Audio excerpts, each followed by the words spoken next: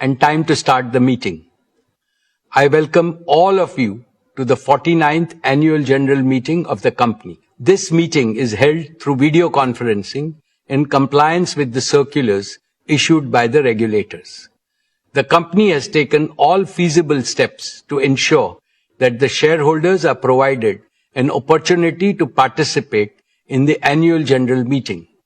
Adequate video conferencing facility and live webcast of the proceedings of this meeting have also been provided. Requisite quorum is present, and therefore I call the meeting to order. The register of directors, key managerial personnel, and their shareholding, the register of contracts or arrangements in which directors are interested, and a certificate from the secretarial auditor on employees' stock option scheme are available for inspection by the members. I wish to introduce, for the benefit of new members, my colleagues on the board of our company. Dr. Shumit Banerjee, Srimati Arundhati Bhattacharya, His Excellency Yasir Al-Rumayyan, Shri K.V. Chaudhary, Shri K.V. Kamath,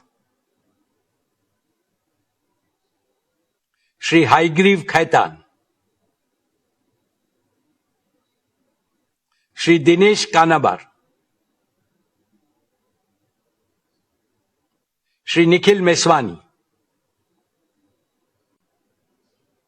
Shri Hital Meswani,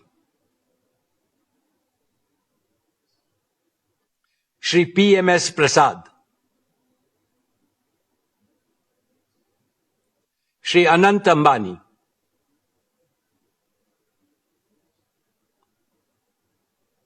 Srimati Isha Ambani Piramal, Shri Akash Ambani. All directors of the company are present at this meeting. Shri V. Shrikant, Chief Financial Officer, Srimati Savitri Parekh, Company Secretary, and Shri K. Seturaman, and the representatives of our statutory auditors and secretarial auditors of the company are also present at this meeting. Notice dated May 27, 2026, convening this annual general meeting, and a copy of the annual report for the financial year ended March 31, 2026, have already been circulated electronically to the members of the company. A letter providing the web link of the annual report has been sent to those shareholders who have not registered by their email address. With your permission, I shall take them as read. The auditor's report on the standalone and the consolidated financial statements and the secretarial audit report of the company for the financial year ended 31st March 2026 do not contain any qualifications, reservations, adverse remark, or disclaimer. Accordingly, these reports are not required to be read out as provided in the Companies Act 2013. Now I will bring a formal address to the shareholders. My dear share owners, Namaste, and a very warm welcome to the 49th Annual General Meeting of Reliance Industries Limited this afternoon. At the very outset, on behalf of the entire Reliance family, including all our shareholders, let me congratulate our beloved Prime Minister, Shri Narendra Bhai Modi ji, on achieving the stupendous feat of becoming the longest-serving elected Prime Minister of India. Later this year, on the 7th of October, he will complete 25 uninterrupted years in public office, first as Chief Minister of Gujarat and then as Prime Minister of India. Over these years, the number of votes he has polled is by far the largest by any leader in the democratic world. We congratulate him on this remarkable milestone in public service. His vision for India's growth and the corresponding execution plan have been instrumental in the rapid all-around growth India has witnessed over the last decade. Dear friends, the past 6 years have been the most volatile and uncertain in several decades. COVID-19 increased geopolitical frictions, conflicts and wars, energy market disruptions, supply chain fragmentation, sharp swings in commodity prices, and shifting capital market dynamics have combined to create a far more unpredictable global operating environment than before.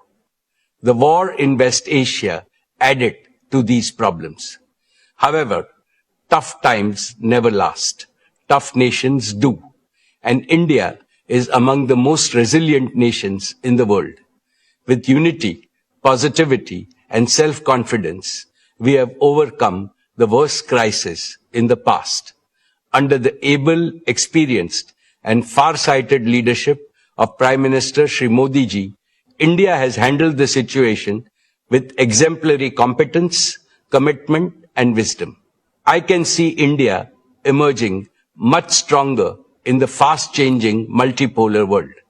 India will play the role of a balancer, a promoter of peace, and a friend to all. This is not merely my hope, it is my confidence and my conviction. Friends, the most important lesson for India from these volatile times is that we must intensify and speed up our efforts to make our country Atmanirbhar in critical resources and technologies. Maximum energy self-sufficiency and AI self-sufficiency must become our national missions. The success of these missions is critical to the success of Viksit Bharat. Reliance is playing a leading role in both the national imperatives. We have laid the foundation for Reliance to emerge as a leading deep tech and advanced manufacturing company. For this, we are investing an extraordinary amount in innovation and R&D effort. Here is proof that will make all of you proud. According to the latest report by the World Intellectual Property Organization, Jio Platforms has jumped from a rank of 340 to 20 in just 1 year in terms of the velocity of innovations through patents. This places Jio above several global tech giants and is the only Indian company in the top 20 in this elite league. Let us warmly congratulate our brilliant team of scientists, engineers, and innovators. They have made India proud. Friends, this is a landmark year for us, for not one but two reasons. Jio completes 10 years of stellar success, becoming the primary enabler of India's digital and AI revolution. Reliance Retail completes 20 years as a trailblazer, becoming the catalyst of India's organized retail revolution. In both businesses, we remain the unbeatable number one. Two phenomenal anniversaries, two spectacular transformations, and they affirm one abiding truth. When a patriotic, high-performance company consistently serves the aspiration of 1.5 billion Indians, there is no limit to what it can achieve. Dear friends, our founder chairman, Shri Dhirubhai Ambani, taught us that behind every obstacle is an opportunity. Through adaptability, reinvention, and strategic diversification, Reliance has consistently achieved long-term value creation at scale. As I address you today, I do so in the firm belief that Reliance's best chapters lie ahead.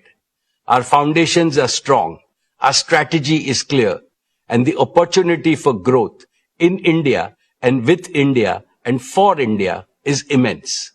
Allow me to take you through the business and financial performance of Reliance. Dear shareholders, I am happy to share with you that Reliance posted a record high revenue, a record high EBITDA, and a record high net profit for the financial year 26 despite global challenges. The consolidated revenue stood at 11,75,919 crores, up 9.8% year-on-year. Despite the volatility, rapid scaling up of our retail and digital businesses played a key role in meeting our commitment to doubling RIL's EBITDA over 5 years. Our EBITDA for the financial year 21 was 97,580 crores, which rose to 2,07,911 crores for the year 26. Retail and digital businesses contributed nearly half of the financial year 26 EBITDA. Together, they are increasingly becoming the primary drivers of Reliance's future growth. The net profit for the financial year 26 stood at 95,754 crores, up 17.8% over last year. Friends, Reliance's contribution to India's inclusive economic growth and nation building remains unsurpassed. Reliance has maintained its top position in investing for India's growth. Reliance's capex stood at 1,44,271 crores for the year 26. Over the last 5 years, Reliance's capital expenditure has stood at a massive 6,48,428 crores, or over $68.4 billion, more than any other company in India. Reliance contributed almost 1/3 of the total capital invested by India's top 50 corporates during the last 5 years. Reliance's exports were 2,78,808 crores, which was 6.7% of India's total merchandise exports for the year.